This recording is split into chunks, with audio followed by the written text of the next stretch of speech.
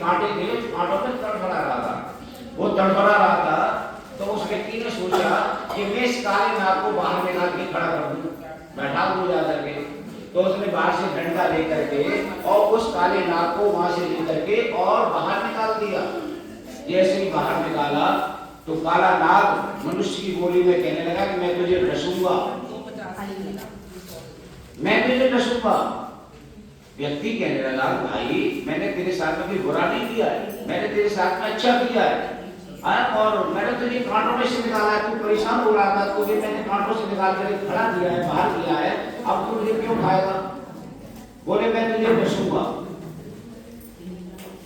बोले तूने मुझे निकाला है। व्यक्ति कहने लगा महाराज अरे कोई व्यक्ति भलाई करता है, कोई व्यक्ति अपने दरवाजे में किसी को पानी पिलाए और उस व्यक्ति गृहपति में आके गोली मार दे तो ये कौन सा अच्छा रहा? इसलिए ऐसा काम नहीं होता है, हमने तुम्हारे साथ में भलाई की है। सांप ने कहा कि नहीं मैं तुझे डसूंगा। सांप कहने लगा चल ठीक है। सांप ने ये गधा खड़ा हुआ है, इसके पास में चलो और जाकर के देखो इससे वार्ता करो, ये तुम्हें बातें बताता नहीं बताता है। तो गधे के पास में गए और गधे से कहा जा करके कि हे वैशाख नंदन, गधे का नाम होता है वैशाख नंदन। वैशाख नंदन क्यों होता है इसका भी अर्थ बता देता हूँ। जो गधा होता है सावन के महीने में जो हरी हरी घास को देखता है तो सोचता है कि इतनी घास कौन खाएगा, उसे टेंशन हो जाती है, इसलिए सावन के महीने में पतला हो जाता है। और जैसे ही वैशाख का महीना आता है घास सूख जाती है तो गधा सोच लेता है कि ये घास सब मैंने खा ली, मोटा होने लगता है। ये विशेषता होती है गधे की। तो गधे के पास में गया व्यक्ति, उसने पूछा और अपनी कहानी पूरी बता दी कि भैया ये बताओ कि ये नाग देवता कांटों में पड़े हुए थे और इनको मैंने निकाल करके बाहर खड़ा कर दिया, हमने अच्छा किया है बुरा किया?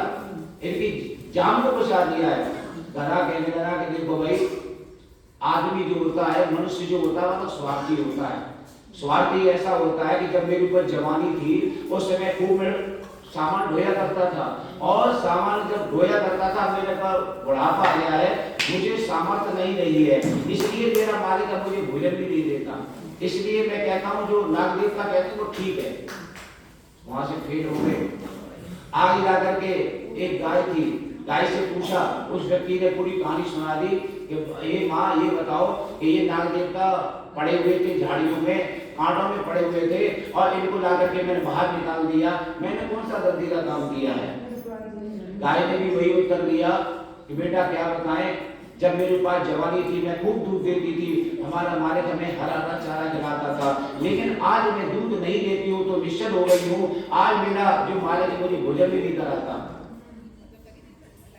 बोले ठीक है। नाग देवता ने कहा देख तेरे दो गवाह थे फेल हो गए, मैं तुझे डसूंगा। बोले महाराज ठहर जाओ, एक ठहर जाओ, सामने एक बंदर भी है, चलो उससे भी जाके वार्ता कर लेते हैं। एक बंदर बैठा हुआ था, उस बंदर से कहा जाकर के उस व्यक्ति ने कि भाई ये झाड़ी में पड़े हुए थे, झाड़ी में से निकाल करके मैंने इनको बाहर निकाल दिया है और ये मुझे डसना चाहते हैं। बंदर जो था काम खुजलाने लगा, कहने लगा तो कोई समय नहीं आ रही, दोबारा हमको फिर बताओ।